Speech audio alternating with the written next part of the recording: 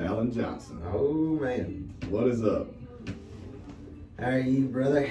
Man, I'm good. What's well, first off, we've been trying to do this for a couple months now. I didn't want to do it Zoom. You didn't want to. Well, I was going to do it Zoom because I was ready to get you on. Yeah. But you said, no, we're going to do it in person. I'm going to come to your studio, so we're here now. It's the old school in me. Yeah. We got business to do. We're going to meet and see each other. Hey, no wrong with that. I like it. And you know, so much of this stuff in the world's going virtual. It's changing. Yeah. Our world's changing. You can do just most anything virtually now. But I'm still of the persuasion that come over here, sit down, have a good exchange, and we've had a good time. Yeah. Where were we at last night? What were we So doing? we did the AKA fights last night. That was the first. I've been working with these guys for a while now, and I used to fight a little bit for them, but that was their first fight on UFC Fight Pass. So it was a good time to ring everything back in. Yes. Yeah. Yes, we had a great time over there. Yeah, we did. Yeah. And that's the second time I've been over here with you. Yep. First time, what, December? That was November. November? I believe it was, middle of November. Yeah. That was a good fight. Yeah, it was. That was over here at the old Hirsch Coliseum, right? Yep. Yeah, I enjoyed that, man. I enjoyed the fire out of that. Well, so we have, let's talk about this. So I don't know much about you. We've known each other for probably a little over 2 years, something like that. Yeah. Maybe a little longer than that, and I met you at an event over in Tyler, Texas. Yeah. We was doing a little politicking and networking. I believe we're at the Cascades at their fall. That's mixer, that's a nice place too. It's a nice little yeah, spot. well, it's overlooking Bellwood Lake right there in Tyler. Yeah. And what's so funny is I grew up over there in Tyler. Okay. Yep, this is what I want to hear about right here because I don't know none of this. My family has been over in Tyler for a long time. I think we come here from Georgia in 1895. So we've been over there about 125 years. Okay. And so we fast forward all this time, we're in a high rise over there at the Cascades, looking out over this little deal. It's Bellwood Lake. Bellwood Lake was like the rough part of town. Like you would drive some roads out there, and that's where the bad stuff went out. And it's so funny to see the change from that to the site for a country club. Yeah. I mean, and we're proud of the progress we've made over there in Smith County. We've been there, we've sunk our roots there. I mean, we have transformed that place, and it's gotten better. There's a lot of people that are comparing Tyler to Dallas, to Austin, to San Antonio, to Houston, like maybe completing a triangle of those Texas cities over there. Yeah, I don't agree. I think it's got its own feel to it. You can't compare that to Austin or to San Antonio. It's just different, man. It's more of it's more working man. Yes. More working man. Blue collar. Yeah, a little more blue collar. Yeah, and we've got some old families over there that really come up, and like, dude, when we were talking about this earlier, coming up, getting started. Yep. I was born over there in 1992, Trinity Mother Francis Hospital. Which is crazy to me because I feel like you're old. You're like me. You're old, so you're. I feel like you're my age and just a few years younger is crazy. But yeah, go ahead. Well, and so much of that was the influence my grandfather played into my life. Okay. I like to say that I was raised by one of the great, true Southern gentlemen of that dying old South type deal. Yeah. And my grandfather, he wasn't a rich man. He was a very humble man, but he instilled a raising in me that I see coming out in myself as I get older. Yeah. And I can attribute a lot of my success to that, like the manners, the work ethic, the pleasantries exchange between people, just making everybody feel like a friend, even a stranger. So that, coupled with your background, we kind of mesh, me and you. Yeah, no, it's crazy because we're the same. We're the same in that aspect. Very much the same. But we have two different lifestyles. Oh yeah, dude. Yeah, I enjoy that Western lifestyle. Well, well, how did you get it? So, for everyone that doesn't know, this man is a real cowboy. This ain't no Yellowstone bullshit. This is not an actor. This is not, Kevin Costner, which I love. He's a very good actor. I like yes. But this is this ain't no Rip. That's still an actor. This is a real life Rip right here. Yes, sir. Yes, sir. How did you get? How do you get into being a cowboy, a real cowboy, herding cattle every day? How does that happen? So I feel like one does that maybe growing up on a ranch or a farm. Primarily. But then you're doing it for business. So how does that happen? Exactly right. Exactly. Primarily, your private farms really rule America, and they're usually passed down from generations. We all know how expensive land is. You know? Yeah. My deal, I went to Stephen F. Austin down here and got an ag degree. Okay. And while being down there, I started to see more of the business So side. you're educated on horseback. Yes, sir. That's rare. That's exactly right. Yeah, I was educated under Dr. Bale down there, the department chair for Stephen F. Austin, the ag department. He's retired now, but he was a great guy. Had a great program down there. Yeah. But I got out of school and I seen more of the business gears turning over here, mixed with the traditional cowboy stuff over here. And I've built a successful ag business based on those two models. You know, we do a lot of customer cattle where we'll take in custom grazing and we'll put them out on different lease pastures right through East Texas, and just it takes that business model and we make it work for us. At the same time, we try to promote agriculture into a thing. So you're moving cattle around to graze on people's land. That's exactly and that's right. the primary Yes. staple of your business. Yes, we do a lot of connecting with that. So you're not messing no cattle to sell for slaughter. Now we also do that Okay. too. Another sector of my business is we'll do some custom backgrounding and background cattle for myself as well, and we'll put together some calves out of all these different sale barns. We may go to Nacogdoches, New Summerfield, Henderson, Crockett, put these calves together and centrally locate them there at my place. Okay. And we'll put a background on those calves like 60 or 90 days. Okay. And that's an intense 60 or 90 day period because you're taking something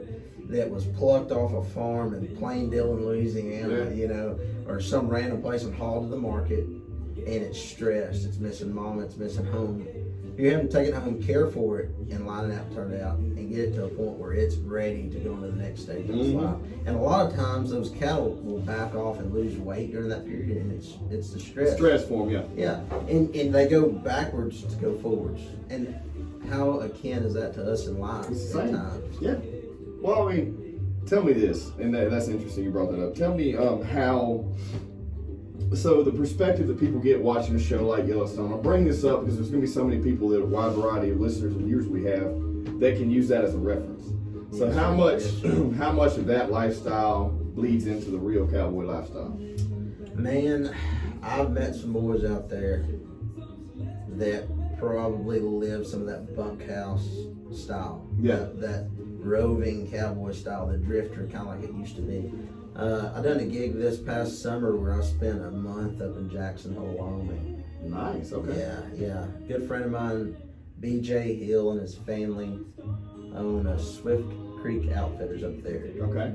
And during the summertime, he does wilderness trips and pack trips back into the mountains. So I guided for BJ this past summer, and we would utilize the Teton Wilderness up there. Okay. And man, it was an unreal experience. Wall tents, we slept in those every Nice. night. July, northern Wyoming, you're still gonna need a jacket.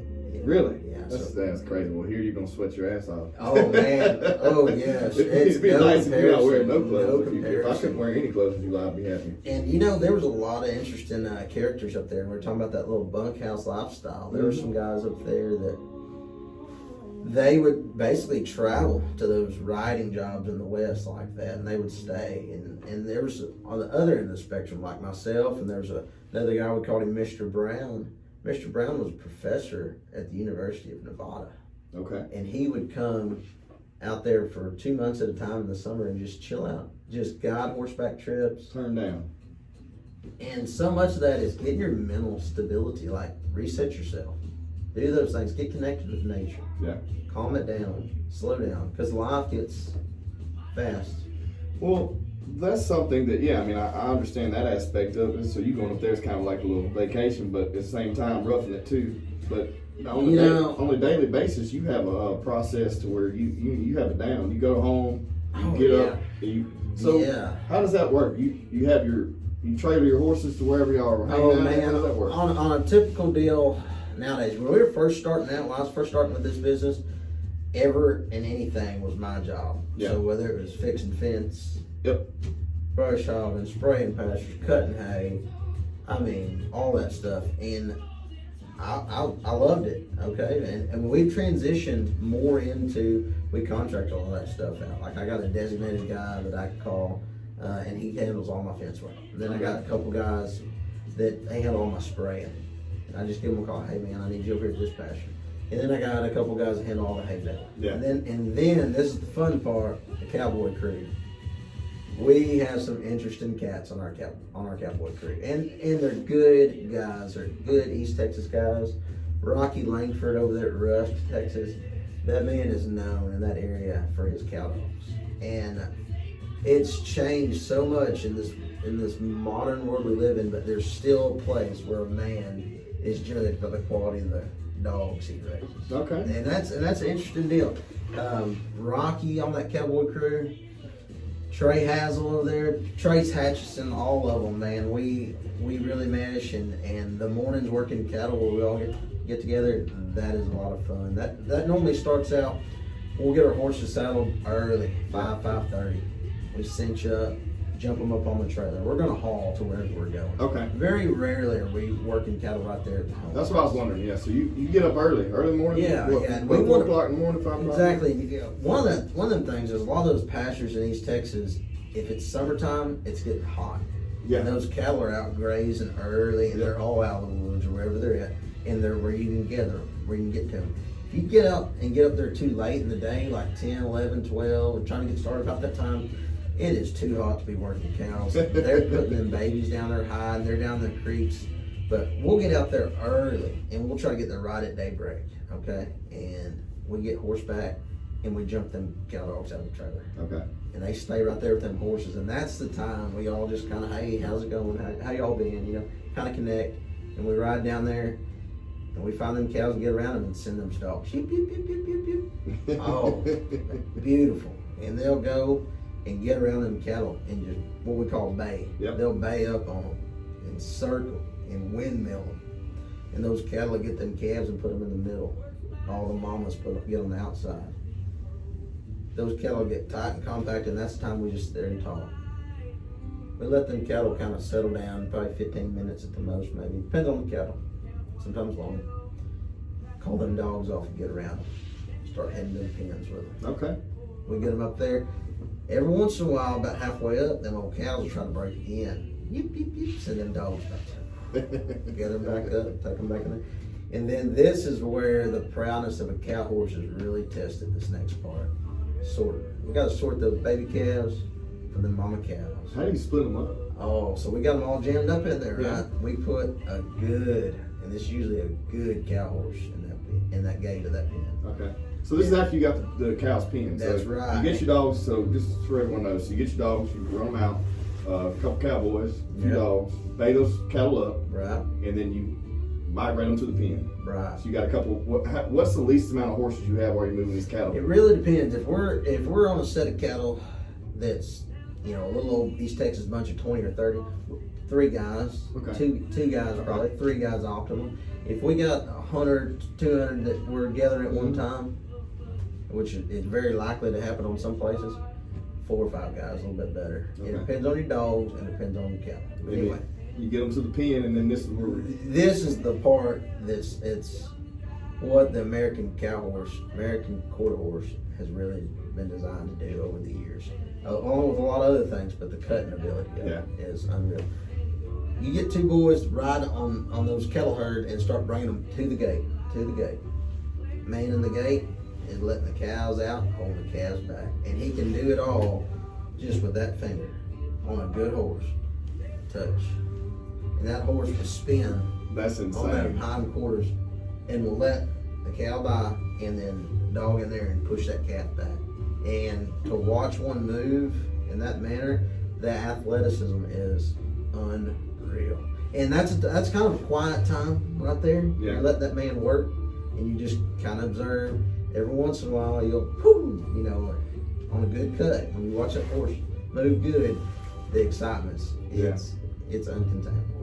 Well, there's just something that, you know, we're such a busy lifestyle, and doing the kind of work you do, you're able to see both sides of life. You know what I mean? It's an ancient art form that, you know, that's been around since we were, you know, come to the Americas. Herdsman, yes. Yeah, you know, you're able to still see that every day, but then you also still experience the busy lifestyle. Everyone else kind of forgets about that type of life. So it's interesting to bring that back. Exactly. The business side of things are a big thing for me because I enjoy that challenge. Yeah. I love that. One of my heroes, T. Boone Pickens, who passed away in 2019, he was the son of a lawyer up in Oklahoma. Okay. Went to OSU. He loved that university. Became a corporate, they called him a corporate raider. Okay. Because he would buy as much stock as he could in those companies to where he had a controlling share and basically take the company over. And the stockholders would not realize it until he done grabbed a hold of most of it. And he'd say, look, either I'm going to take your company over or you're going to sell or you're going to buy these stocks from me, all my shares. He was the king at doing that. I mean, he was great. But from his humble beginning to what he obtained in life was unreal. And H.L. Hunt, we talked about this. I did some work for Hunt a long time ago. Exactly. That's an old represented firm there in East Texas and Louisiana. But Hunt had a philosophy too that was money is just a way of keeping score. I mean, that's a good philosophy. Yeah. I mean, it's the truth. It really is. That too many people get hung up on that, on making the money and chasing that dollar. And before they know it, their life is behind them. Yeah. So money's just a way of keeping score, but it is a motivating factor. Yeah. You know? Of course. And it's a fun part. It's a fun part of life as well, dude. Well, I mean, we're a creature that has to have a project, no matter what. Yes, sir. What type of person you are. As a human race, we have to have a project. It's like something to work on. We you know, animals don't do that. You know, they live their life as they are. You know what I mean? But we have to have a project. Yeah. You know, we wake up and we're trying to do something. We're building things and revolving. And you know, so much of it, it's still never enough. No, it's never going to be enough. We just keep chasing it. Yep. Chasing it. It's a point to where we become almost like a robot, man. Like everything's right at our fingertips now. You know, the access to information that we have versus what we had 10 years ago or even 20 years ago is insane. The fact that you can raise a child and by the age of 3, they have experienced more than most of us, you and I maybe even experienced by the age of 10. If you think about how much information they have access to. You know? It's unreal, man. It's everything can be at your fingertips with these phones nowadays. And the amount, my iPhone, I'm still learning things about it. And it's unreal. And it spoils us in a way. Oh yeah, for sure. Now there's children out there that won't ever know the difference. They never knew life before. Right. My nephews love them to death. The mask things with the schools. Yeah. I asked my nephew, I said, hey, you know, you wear that mask all day? Oh, yeah, I wear it in school all day. Yeah. I said, you don't ever take it off? No, we're not supposed to. Yeah. And it's already ingrained in they already know that. So they're used to it. For us, they're like, hell no, we're not going Yeah, the American freedom's getting infringed on. Yeah. No. Well, I mean, because it's changed so dramatically, you know, within 12 months. We're living in a pandemic. Yep. Literally. Yeah. And it's taken a lot of people. 500,000, I think, was the death toll in the United US. States. Yeah. And I haven't looked at it lately, but it's I know it's I feel like it's leveled off a little bit because of vaccinations and yeah, and there's a lot of backlash about the vaccinations and all that. My grandfather went and got his done.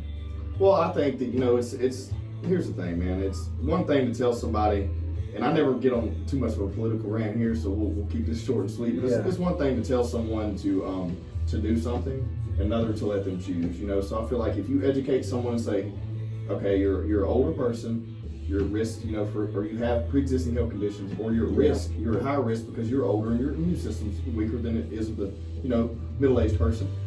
Then okay, so I'm gonna educate you on all these things, and I'm gonna make it up to, you know, let it be up to you what you want to do from there. Right. Just like any other thing, flu shot, anything else, you know. And so that's one of those things where I think that if we're gonna do it, it's not one of those things where you tell someone they have to, but you say, hey, here's an option. Here, I'm gonna educate you on everything, and then you decide if you want to do it or not. Well, the good old guys that I've known, several of them died in this COVID deal. Yeah, because it's something that, and then again, they have a weak immune system, they have pre-existing, you know, heart issues, diabetes, whatever it may be. It's kind of like, let's take a shot on this. Let's take a chance on the shot. Yeah, why not? Yeah. I mean, because those older peoples were really losing. Yeah. But life goes on. It really does, brother. We got to roll the punches. Right, and there's so much of a difference in this 90 to 100 miles from Tyler over here to Shreveport. Yeah. When we cross that Louisiana line, y'all state's a little bit different. Y'all state is really strict on the guidelines on that COVID stuff. Yeah. Over there, we're kind of like, as Texans are. We're kind of like, we're gonna do our thing. Well, I love Texas. Texas could be literally just fall apart from the United States and float off and be just fine. Yeah. It's There's so many different flavors of Texas, right? Really You got my area. You got East Texas. Mm-hmm. You got the coastal region down there. Then you got South Texas, the brush country, the valley. Yeah. And you got the hill country.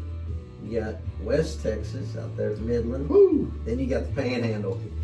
And that's a whole other ball game. Oh man, hey, I got some great friends of mine up there in the Panhandle, up in Spearman, Texas. Yeah. I know where Spearman is. Oh man, I've been through there. Yeah, flat country. Now That's just right there. Well, that's just right there coming out of Dallas. No. Further, go to Amarillo. Oh, yeah, that's right. That's further over there past Lubbock. Yes, I know where you're at now, yeah. And go north, Yeah. Mm-hmm. almost Gotcha. Oklahoma Panhandle.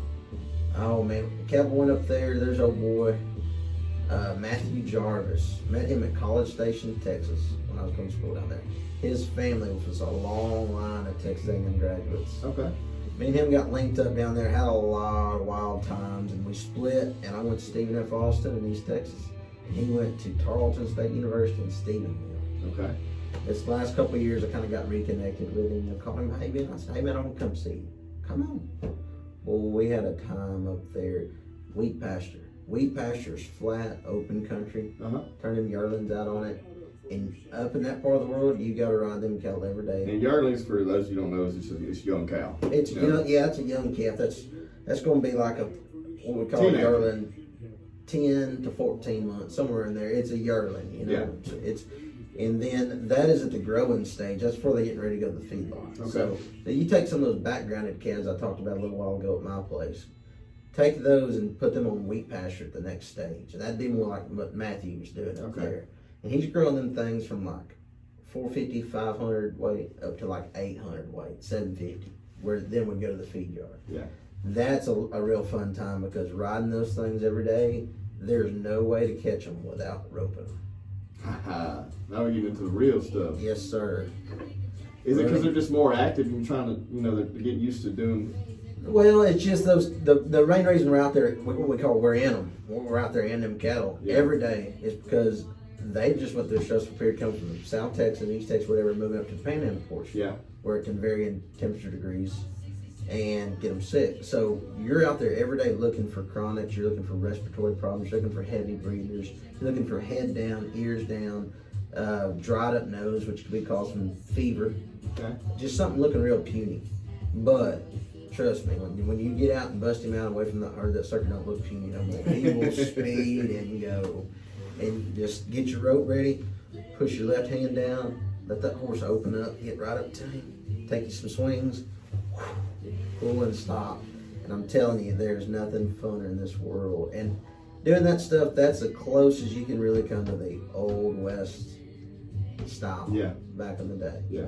I don't care that it's 2021. We're still roping and doctoring. If you got enough land and you're on those horses and there's not a truck, a building, a bridge in sight, it's almost like you're turning back the hands of time. Yes, and that part of the world up there, you're very likely to be out on what they call a grid system. All their roads are run on the longitude and latitude lines. And so all those COs, yes. FM 22, yes, and that's on 90. That's north of the Canadian River Basin up there, and that's a broken country. That Canadian River. When we gather some cattle out of there, we call it going into the rough. Where's she at? I think she's down there in the rough. But you get up north of that rough, it's flat, and that's an optimum wheat pasture grazing. That's probably, it could be in North America some of the best wheat pasture grazing there is. From there up into Oklahoma, Kansas, and over into eastern Colorado. Yeah. A little bit of New Mexico, but there's a breed of cowboy out there that is still alive and well. And the cool thing about it, we're talking about my business side of it, Matthew's college educated. Yeah. He has a brother right now going to school at TCU, Daniel, like the youngest one.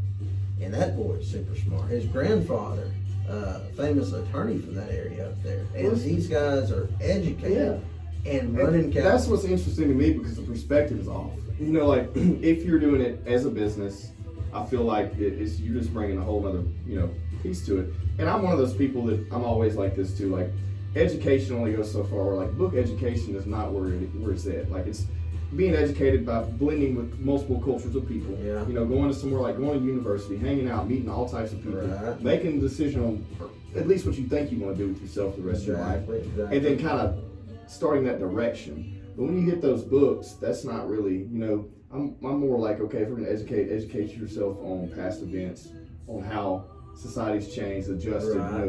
I think that's how you are. You know what I mean? Yeah, little culture. Yeah, little culture. A little culture. Well, that goes with a lot of traveling experiences.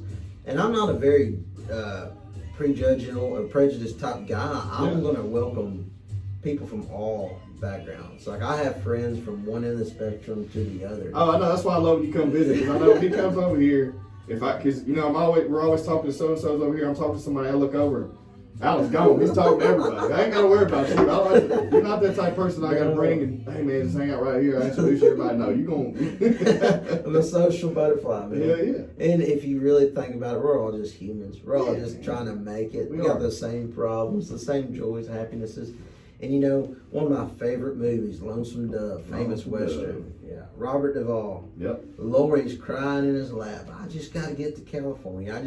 He said, Lori, darling, let me tell you something. He said, life in California is still just life. Yeah. If you want any one thing too badly, it's likely to end in disappointment. So you got to learn to enjoy all the little everyday things. And that's the truth. Because it don't matter where you're at, who you are. Enjoy your life one breath at a time. Take it easy. Get friends around you. Yeah, man. I mean, it's one thing. This is a very short life. Oh, fleeting. It's short, but it's long. If that makes sense, because you're 20. Were you 29? 28. 28. Okay. I'm 31. We're at 30% of our life, man. Ooh, everybody's scare me like that. Think about it though. Everybody's like, we're getting old. We're 30. We're 40. We're 50. Even 50, man. Yeah, you still got a whole nother 50 years to live, man. If you look at it realistically, and we lose people at 60, 70 years old. Yes, but think about it. If you're 30 years old in 30 more years, the technology advances in medicine, and just more of not our knowledge of how to take care of ourselves because it changes. You're gonna live to 100 years old. It's possible. Take care of yourself. Too. Yeah, and being a different 100-year-old man than you would have been now. Oh yeah. Because that's in 70 years. You think about it. That's a lot. I'm not worried about someone running around saying I'm old because I'm 40 or 50. I'm just not, man. There's some guys I know. They live a young lifestyle. I'll tell you one in particular. A good friend of mine, Colby Fears, over there at Henderson. Colby told me one day, he said, Al, I'm 40. Mm-hmm. I said, Colby, you ain't a day over 29 years old. He said, no, I am. But Colby's in the same type of business I am. Yeah. And he lives his life like a young man. He stays active. Yeah. He's on his horses every day. He's riding through a lot of background yearling cattle. Yeah. A lot of high-risk cattle. And he has a spirit about him that keeps him young. Listens to a lot of young type music, He doesn't stress about a lot of things. Stress is a killer, dude. I was thinking about something yesterday. I agree. I was thinking about something yesterday. Remember, there's always that grumpy old man. Yeah. I feel like I don't want to be that grumpy old man. No. What the hell is he so grumpy about, man? What's he so mad about? Like if you have regrets, you still have plenty of time to change. Well, make man, adjustments. I got a good friend of mine, Justin Glasscock, over there at Lindale. Justin's a family man. Yeah. Got 3 beautiful children, beautiful wife, hard worker. And me and him have spent a lot of time talking on the phone with one another. Telling us about his life, things going on, which kid's sick, whatnot. But we talk about a lot of life. And Justin's one of those guys that takes it a day at a time. Kind of just doesn't get too bent out of shape. I think that's the ticket, man. I think it's because I've done a lot of business growing and working with a lot of successful people and great mentors and been through some things on the personal side of life and the business side of life already, and have a lot more. I'm not saying I know it all. Hell, I'm young, but I've had some experiences, and I feel like that looking at it and saying I gotta set a 5-year plan, I gotta set a 10-year plan. I know a lot of coaches and shit tell people that, but I don't necessarily agree with that. I say get an idea of what you're doing and take it day by day. Yes.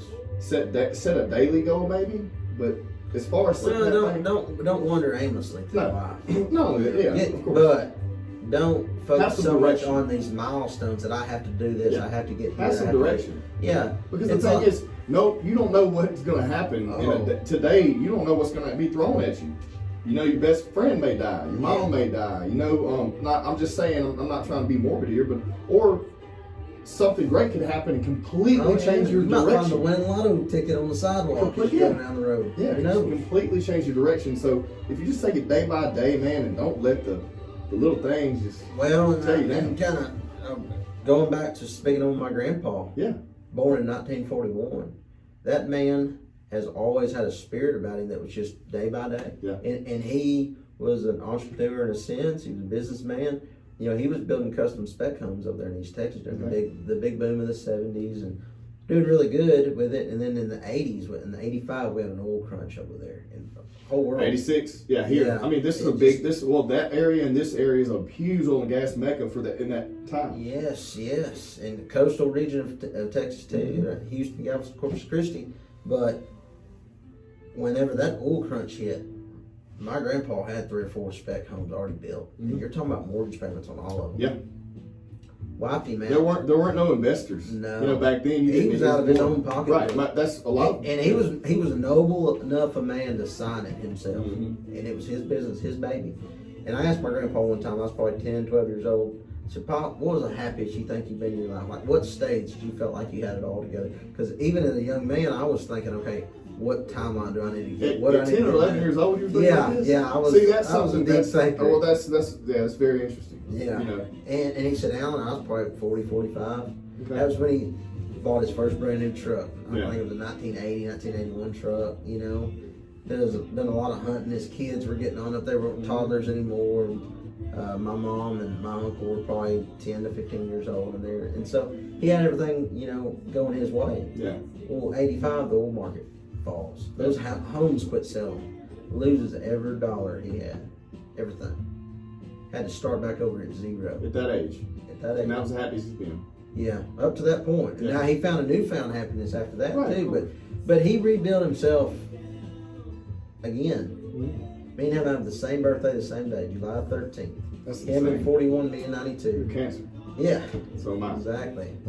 And our buddy Chris Hemingway He as well. He is. I feel like I was having this conversation. I don't remember who it was. Well, I had this conversation a lot, but I don't remember who it was the other day. But Cancers and Leos. And look, I'm not a big astrological person or anything like that. But if you start looking around, it's not a coincidence. There's something to that shit. We're kind of drawn. We're kind of drawn to we are. It's our mentality, but it's interesting y'all have the same birthday. That's insane. Yeah. Well, and he was the type of guy, and he's always been this way. Well loved and friendly, and just didn't worry about things. Yeah. Right. I so many times I'd be complaining, oh, I popped this, that, and that. He said, well, Alan, what in the hell can I do about it? Yeah. He said, and that's why I kind of look at a lot of stuff in life. Like, there's things you just can't do anything about. I agree, and I bring this up to a lot of people and have this conversation a lot because I feel like now I love to be the back end accountable friend, or you know, even in business or whatever it may be, that I'm gonna call you out on your shit because everybody needs this person to call them out on their shit. Yeah, and I'll be that person. I don't mind. You know, I don't feel bad about it because I feel like I thrive in the dirt. Yeah, you know what I mean? Down there in the grittiness. I love it. Down there in the bottom where you gotta fight and come up. Yes, I love it. But so I agree. But at the same time, so if you appreciate the grind and the dirt, yes, sir, for what it's worth, but then you also say, okay, don't worry about variance I can't control. Don't stress about what you can't control. I feel like I found that mentality around 25, 26 years old. Really? And I feel like a lot of people never find that. You know, or they also never, or if they do, it's later in life. So luckily I did find that, and no one really ever told me. It's great you had that influence that, you know, that kind of guides you to that. But at the same time, you also, there's things you do got to worry about. So it's finding that balance, you know, with all that. What was the defining moment at 25, 26? I have no idea. You didn't have a dramatic moment you went through. I have no idea. I look back, you know, I had an interesting life. You know, I rode with the motorcycle club for a couple of years. A lot of people don't know that. I'll leave it at that. It was interesting, but time of my life. But I've been through some things. I've done some things.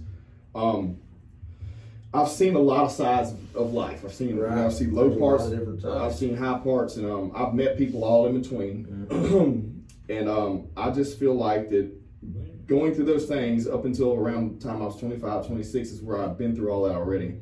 I felt like that I can literally get along with anyone. Everyone's a person to me. Right. I don't judge anyone on anything, on male, female, transgender. I don't care what you want to do. Color, it don't matter to me. I love you all. We all just try to make it. When I started realizing that and realizing that there's so many people that are in these echo chambers and these boxes, man, and they refuse to take information in from any other outside party. There's some places still like that in this There's world. a lot of places still like that. Yeah. You know, a lot of places we are around. You know, and travel. Well, in the cattle industry, you go to so many remote type places over there, like in East Texas, like Fairfield. Yeah. That place its inhabitants come there from Fairfield, Alabama. Mm-hmm. And they still think the way they did 50, 60 years ago. And people, they're old school. And that's a good thing. They don't know any better. They don't, yeah. They don't know they're any kind of better. raising that clan over there. If you're I raised got some great friends over there. If you're raised in this, area and you never have experience with anything else, you're not cultured, you've never traveled out of there longer than, maybe, 100 miles down the road. Right. You don't know any better. So I feel like Exactly. we have to be able to, ease people into diversity. Well, Netflix has a movie, Mudbound. Have you seen it? No, I haven't. Okay, it's kind of set in the 30s, 40s, something like that. But it's about the blending cultures of the black sharecropper and the white. Okay. Southern Mississippi back in the day. Man, we've come a long way in this world. Yeah. And those people thought that way, and just the way we do all across this world, because that was what they were bred to believe, led to believe. That's what they learned coming up. Yeah. And in their mind, there was nothing wrong with it, which right, wrong, or otherwise, that's just their culture. Mm-hmm. And there's so many of that. And embracing those different sides of it, you're really good at it. I feel like I'm really good at it. You are. And it's one of those things, getting people together, loving on them, visiting with Loving them. on them. Loving on I them. like it. We call it visiting. Well, so Putt Putman, a good friend of mine, he said that same thing. Loving He was on here a couple, loving on. Yeah. And that's, A he lot was of on here a people. couple, probably a month ago. But yeah, loving on, you got to. Oh, well. Everybody needs a little loving, man. You can you can see in pictures and meeting people in their faces just what love can do to them. Something as simple as a kind word, a compliment, whatever. Words of affirmation. Yeah, words of affirmation. But not only that, I'm bad about that. I'm better about the act. I'm more the act. Yeah, And, showing people. Showing. But Well, I agree. And this being locked down, this quarantine deal, and for years, there were so many of this loving on this experience. You didn't get to go, couldn't get close to people, and so that takes me and you into a different world we're going to live in after the fact. Like we talked about a while ago, what's in the next 30 years? Yeah. After it, I have no idea, dude. We have no idea. And we both enjoy networking, Yeah. right? Mm-hmm. So things like this, awesome, right? What's that going to look like in the future? Or is it going to become more popular, like what Joe Rogan's doing out there? Yeah, so what he's doing over there, man, is insane, and he's bringing everyone together, and doing it right, and if he has to, he's taking it like, okay, COVID's here, all right, I'll just test everybody. You're gonna pay a little more for a ticket, but I'm gonna test everyone. Yeah, we're gonna hang out, we're safe, however you want to do it, that's fine. It's whatever takes place, we have to keep in mind that we have to do what's best for everyone. right. No, we don't want to inflict on each other's freedoms, so you have to keep that in mind. It's a fine line that we have to figure out, and look, this is new for us. We haven't went through anything like this since the Spanish flu, 1920s? Yeah, 1913, 1913, or it was before, 1912, 1913. Yeah, like that. there's things. There was a Texas mayor that resigned last week. We had that cold snap, right? 0 degrees. Yeah, snow, man. all And that's that. another thing. We just went through another. It's been over that was- 120 years on record that the United States has felt the impact of where we're here right now, where we are sitting. Last week, 7 days ago, there was 6 inches of snow out there. Yes, and that is an odd thing. It's very That weird. is not very normal. interesting. So we've been through a lot of shit, Arctic man. storm. Yeah. People lost power. People lost running water. Yeah. Pipes freezing. There's wrecks. quite a few people died. I I saw some older some elderly folk had lost their life because loss of contact, people not being able to get out there and tend to them. You know what I mean? Man. Just Well, and like I said about that Texas mayor, he had to resign over the comments he made on Facebook. I believe it's something along the lines, don't quote me on this. The strong will survive. Quit calling up here to the local government wanting us to do things for you. Get out there and fight. Yeah. And you have to be careful how you say that. You got to be careful how you say it. A lot of people can't do that. In his office, he probably shouldn't have said that. Right, wrong, or otherwise. But his general mentality is one I agree with. Yeah, I mean, too. I agree. If you want things in this life, get up and go for it. Yeah. Get it done. Don't give me an excuse as to why you can't get it done. And I think you're of that same mindset. Man, you're a determined guy. Dude, I push that shit on. I have no idea where this come from. I'm still looking for it. I'm still looking for, at what point in life was that instilled in me? Because I don't know it. I can't find it. I don't know what person in my family. There's a little bit of this and that from each person that I grew up. A go-getter, what we called them. Right, but it's different for me because there's the people that I grew up with, and nothing against them. I love them. They're good old country folk, but they're happy with what they have. Yeah, they're content. They're content, happy with what they have. And that's 95% of everybody in my family. Well, and I'm not contentment is a good thing, well, but contentment can get you in trouble. Well, maybe that's what's driven me to how I am, and Well, you gotta be, man. You gotta have that ambition, that drive, that grit, that get up and go. Well, our country was built on that. Yes. Our life was built on that. Yes, sir. And if we lose that, what happens? What happens? I don't know. I'm scared. I'm scared to think of it. We all become content and dependent upon these devices around us. Yeah. And, there's, at that point. Government money. Yeah, man, that too. But the thing is, what's interesting to me is the internet's an amazing piece of technology that's been able to connect us to the entire world. Whereas 100 years ago, it took you 3 to 6 months to get the news. Yeah. For it to travel word of mouth, paper, wire, whatever it may be. And now you can have it in a millisecond. And you gotta need to verify what you're hearing too. So many people hear that's another thing. That's just take it for free. You have to do your research. If you're going to argue on social media about politics, whatever it may be, don't do that in the first place. That's don't do that. But if you're going to argue on any kind of platform, you need to be educated. Yeah. Well, and on that subject matter. Presenting a problem without presenting a solution is just complaining. Yeah. I love it. I love it. I agree. If you're gonna bring something up, at least tell me what you're gonna do to fix it. Yeah. Other than that, you can just shut the hell up about it because we got enough stuff to worry about. You know what I mean? Yeah, and I got enough people talking shit and crying and not doing anything about it. Then just sit back and let the people that are going to step up. Okay, and we're going to tie that back in what we were talking about a while ago about grit and determination. My nephews, okay, I got a middle nephew, Cole, and he loves coming riding with me. We'll go horseback. We went horseback on Christmas Day of last year. Put him on a good horse. Took my dog's sister. We went around there and bayed up on a set of hogs. Wild hogs back in there. And Cole, what's going on? What's it? I said, she bayed up on 2 hogs right there. Well, hey, we won't at least go down and catch them. Yeah. So I said, well, maybe we can rope them. We couldn't get a rope on them. I said, I'm going to go in there on foot and grab them hogs up. Yeah. I went down there and grabbed about a 175-pound mama sow hog. She had one hind leg messed up. I don't know if somebody shot her or whatnot, so she couldn't run real fast. I grabbed her, and boy, she was turning around trying to bite. Just trying to bite. And I told Cole, I said, Cole, bring me a rope. How much do you think she weighed? She's about 175 pounds. And that's a lot of power out there. Yeah, that's a good lean hog. I said, Cole, bring me a rope. And he said, I can't get through the brush. And I could see him kinda, and I could hear him, of course, but they're only 10 or 15 foot. I said, you're on that horse, ain't you? Well, yeah. I said, well, push him through. He said, he won't go. I said, I can't, and he won't go ain't an option. No. You better start over and under that sucker bill and come to me. And my nephew, about within a couple minutes, burst through there. I mean, he had that grit and get up and go and determination. And I try to instill that in him. Yeah, let's go. Don't give me excuses to why I get here. If I need you here, get here. He and be that way for other people. But he needed that one little nudge. Yeah. And that's nothing wrong with that. Yeah, set an example. Some of us need that. Exactly. Some of us have that and don't realize we have it. And we need that little nudge. You don't realize the impact you have on others in your life.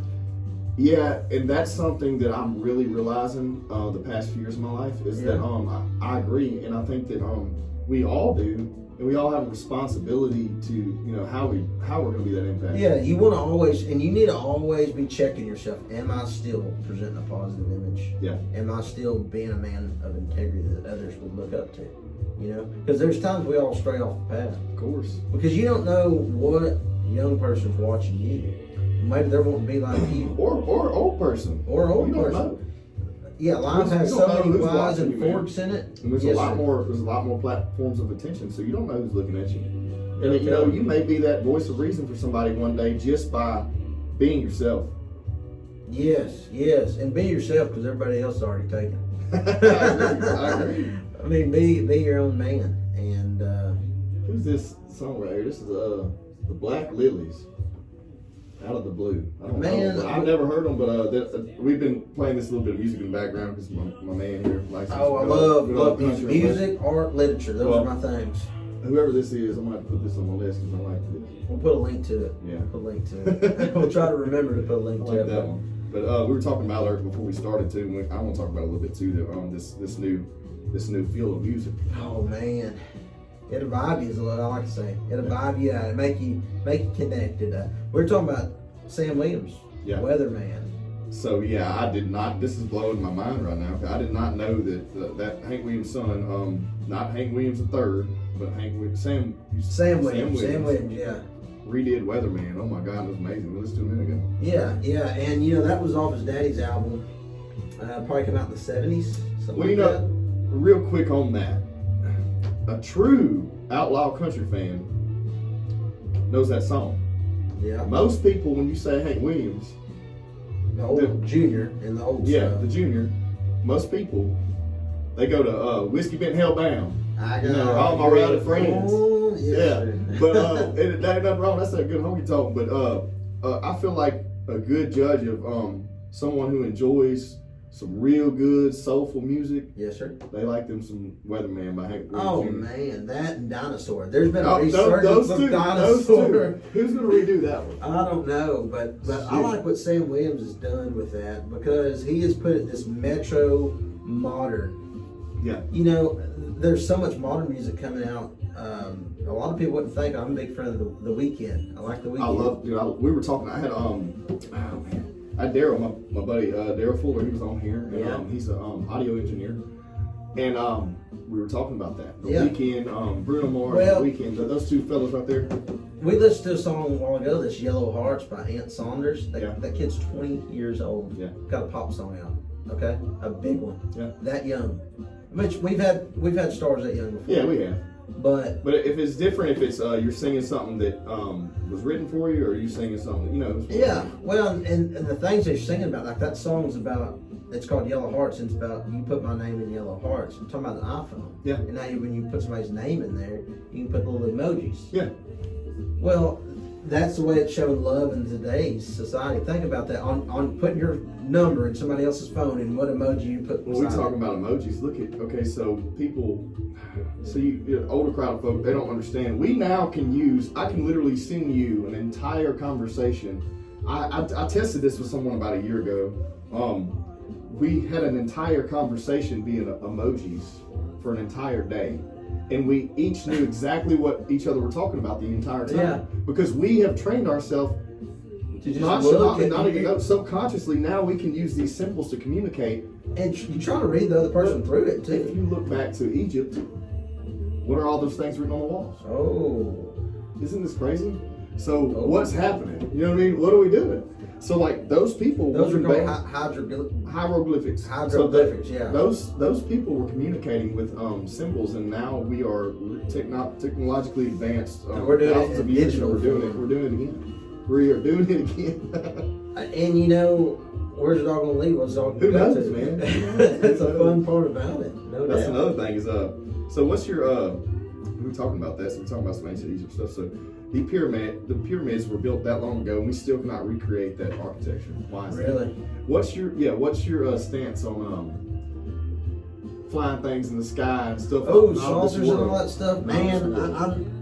My mother raised me very strict on all the supernatural, Yeah. all that stuff. And she said, "We ain't gonna have that devil stuff in this house." and she was scared of it. Yeah. Okay. And she raised me in church, Yeah. and to stay away from it, and not believe any of it. Yeah. Raised me in a Pentecostal church. What? I'm talking about holy rolling. Yeah. Okay. Running laps in there, talking in tongues, rolling on the floor, the whole shebang. So anyhow, going back to that, she taught me, that none of it's true. But as I've gotten older, there's a lot of unexplained things. Dude, we are naive. We are naive to think that we are not only naive, but we're just egotistical to think that we're the only intelligent life being in this mecca of what Well, we there's do. a lot of intelligent animals we have on of Earth course, with us, but of course. But I'm talking about they put that Range Rover on Mars this week. Did you see the video of that? Yeah. Yeah. So think about that. There's Mars out there, and Mars is probably, if there's somebody out there, which I doubt there is, because it looks like Pecos, Texas out there, flat and nothing. They're probably looking at that blue and green thing over there and like, what was that? Is that Earth? What is it? They don't even have a name for us over here. We're over here living. And the limits of things is how we know how big they are. Yeah. We haven't found a limit to space. Well, here's the thing. We don't know if there's a limit or not, but that's as far as we can reach right now. So we compare it to what we know. Okay? That's as far as our arm can reach is Mars at this point. Do you know this gentleman right here? Paul Coffin? Yes. Yeah. I want to make that man famous. I do. I want to make that man famous. Oh man, Richard Jarvis turned me on to Paul Coffin. That's a Sent good me one some right there. songs. That's And good. you were talking about talking through emojis. Yeah. I talk with my friends a lot through songs. I'll send them a song. I won't send them words. I know you do that to me. I'll just send you a song like, "Hey man, check this out." We'll start communicating that way. I like yeah, that. and I do. It's like, when you're driving, you're thinking about work, whatever you got to think about, what do you got to get done? Pop you on some music, and I'll vibe out and I'll relax, even if it's just for a minute, 2 minutes. I'm like, man, DJ probably like this song. Share, and then if you're at the point where you can listen to it, maybe you're in the office, studio, pop this thing on. Yeah. And you're like, I get what Alan's saying over there. I know what his vibe is today. Yeah. So Brady Meyer up there in Northern Wyoming said, he said, "I'm sniffing what you're stepping in." He said, "I'm tracking."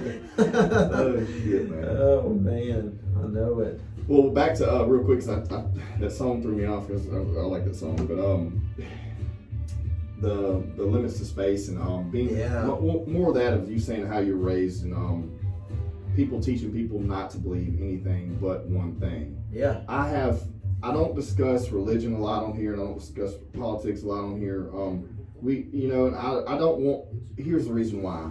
I know every single person out there watching or listening has their own beliefs. Oh yeah. And I don't want to. And good luck trying to change it. I don't want to change it. Yeah, I don't want to preach upon that. Yes, sir. But what I do want to do is I want to share my perspective on those things, and I feel like yours is very similar to mine. Here's the thing. When it comes to religion or anything else, you believe what you believe, and that's fine. And it's your own way. But I think it all boils down to this: you do positive shit, you get positive shit back. If you do negative things, you get negative back. It will come back to you. And that's, if you look at life in perspective of, I know that's very simple, but if you look at it, it's exactly that's all that matters. Well, I'm a big fan of Coach Corey Wayne. Okay. He has a podcast out, a YouTube channel out. I think it's called Understanding Relationships. But he preaches on the relationships you have, primarily with women. Yeah. And how they can influence and shape your life. Yeah, and one thing he says connected with you is what you put out is what you get back. If you're putting out positive, if you're putting out confidence when you enter the room, and you and I both work similar in that. Yeah. We portrayed that. When you're putting that out, people are drawn to you. Yeah. And they're like, "Hey, what's this guy?" Mm-hmm. There's also people that don't want anything to do with you, and that's okay too. But it's interesting how that happens. Oh yeah. Well, a lot of times, if somebody's talking trash about somebody else, it's not constructive. No, it's just they're insecure about their own being. They're insecure. And we talk about these things on this podcast. We talk about these cliche things that you always hear. People hear that and they say that, but they don't really believe it or think about it. If something's wrong, if someone has a negative connotation, yes, someone's talking shit on someone because they don't agree with them, Yeah. typically there's an underlying issue. Oh, there. yeah, what are you trying to hide? Yeah. Like, what are you trying to cover? And Or trust what's- me, I've or- lived or- and seen a lot of that. Or are you hurting and you need some love? Exactly. Let's love on them. Let's love them through it. And you know they'll kill them with kindness. Yeah. And all the Bibles, you know, be kind to your Yeah. enemy because Yeah. it will heap burning coals upon his head. Yeah. You know, forgive your enemy. Yeah. Dude, forgive. And it doesn't is a matter. big Look, thing. and it doesn't matter what kind of, and that's the Christian. It doesn't matter what your belief is. Right. That is a broad statement that can be used in life. Well, you it doesn't know- even matter what your belief is. Jesus Christ sat down and ate with Judas, Yeah. who sold him out. Yeah, that's what I'm saying. It doesn't. Washed his feet. No, yeah, and that's what I'm getting at. Is no matter what religion you put into play, if it's one of across the world who doesn't know this story, it still means something.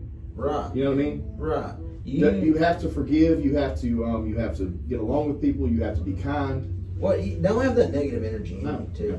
And you know, I got a group of friends that, within talking with them, if I notice one being negative, Yeah. like if we're setting goals, if they're Mhm. talking about how we want to go back to school, do this, whatever, and they start acting a little bit, I say, hey, that doesn't sound like you. Yeah. Like you sound a little bit negative there. Maybe you need to check yourself. And they're like, you know what? That's right. And they're the same way back to me. If I'm feeling like I'm overwhelmed, like, hey, that doesn't sound like you're a winner mindset. What's up? I'm like, Well, oh yeah, I forgot. I am. I do have some friends that are negative all the time, but that's their way of I think that's their way of pushing themselves forward too. It's interesting how it works. like be their own motivator that way. Yeah. I don't know what it is. They're a little pessimistic vibe. I'm gonna be an optimist. Internally they have some optimism, or internally they may be hurting. And probably so, and a lot they're trying to cover up for things, but it's like a wound. Okay, you can get a wound somewhere, a cut, and if what cuts you, what hurts you, still in there, and that skin grows over it, it'll fester, and it's just down there festering. Yeah. So if you want to really cleanse yourself, emotionally, spiritually, get whatever hurts you out. Yep. And there's been some people in my life literally that have inflicted a lot of emotional pain. But if you hold on to that, that's like swallowing a bitter pill. Look, I love that you just brought that up because you are a man's man. You're a true gentleman to ladies. I try to be. You to everybody. very to much so. everybody. You always present yourself in a very clean manner. I feel like you're a man's man, and you work on horseback and you bust your ass every Yes, day. sir. And the fact that you just said that means so much to me, and people need to hear it. Is that true man's man, old school mentality of keeping it all in? Is why that old grumpy man, old man that we talked about, earlier, yes, sir. That's where it comes from. I Get it feel out. like that's the one thing Get it out. that man's man was missing, is that right there. Well, and us as humans, we need so much, we pile so much on ourselves, we stress ourselves so much, and we worry about this and that. And The is it dumbest really, shit, man. Yeah, is it really worth worrying about? You know? I think what we worry about the most is opinion of others. Yeah. What's Yeah. so and so thing? We called it running with the Joneses. Yep. Keeping with the Joneses. Keeping up with the Joneses. Don't worry about Jones, because Jones ain't worried about you. Exactly. I said that the other day. I said, look, no one gives a shit about your problem. No, Because they have their own, man. They don't. They have their own, so No, get up and do it and go. Yeah. And I promise you, that's how you achieve things in this life. Yeah. Don't worry about, horse racing, okay? We like horse racing. The blinders. Don't worry about who's in this lane, who's in this lane. Focus on the You path run ahead. you run your race. And don't look backwards. No, hell no. It Don't. hurts your neck, man. Hey, we talking about- you can't walk forward looking back. We know this. We talk about plowing fields, Yeah. right? And talking about tractor work, talking about agriculture. You get on a tractor and you go to plowing. If you're turning around looking at the disc the whole time, you ain't looking where you're going. Yeah. You set a point on the horizon, way down there, and you go for it. Don't worry about what's right here. Don't worry about what's. Set yourself a long You're distance. exactly right. And And a lot of then people go have, straight. a lot of people can't relate with that analogy, but I know exactly what you're talking about. You're disking. you know how you to gotta get that first lane done first. Yes. You gotta get the first lane cut first, and then you line that disc up, which is wider, a little bit wider than the tractor. Yeah. You gotta make sure you gotta get it lined up. Yeah, and relate that back to life. Set a goal for yourself. Matthew McConaughey, did you see his little deal? He said, "Who's my hero? Myself Man. in 5 years, 10 years, 15 years, all that stuff." Yes, I did. I love that. I love that he said that. And people would say that's egotistical, but Well, I disagree. I disagree. He's trying to get something that he knows he never can attain, so he's just setting his goal higher, setting the bar higher. But he's not necessarily setting a concrete position. Like, I'm gonna climb Mount Everest, and once I've got there, then what the fuck? What else is there to do? No, there's not another one. That scares the shit. That's it. That scares the shit out of me. Yeah, you know, he challenges himself in the roles he takes. Yeah. So even look at what he was in Dallas Buyers Club. Oh my God. And then what he was in Gold. Remember the movie where he got a big old paunch belly? Yeah. That was a big range on Matthew McConaughey, and he did that. He wanted the challenge. Yeah. He wanted to be known as that actor that could do it, and he's a really great guy. Him and Christian Bale's another one. Yeah. That dude. Oh my God. I probably haven't followed Christian Bale as much as. Well, McConaughey's amazing, but like Christian Bale, just when you say like taking himself down to that level of almost dying. I remember him having a conversation with someone on the podcast about that. But also Christian Bale did the same thing in The Machinist, I believe is the name of the movie. Taking himself almost down to because they're so determined, and it may seem stupid to most people, but it's not about the role or the movie. It's about setting that. Setting something for yourself to do. Meaning that role means something that much to him that he was willing to change his entire being to do it because he committed to something. Yeah. And he's going to do it to his fullest capability. Well, H.L. Hunt said it too. You know, he said, decide what you want, then decide what you're willing to give up to get it. Yeah. And go to work.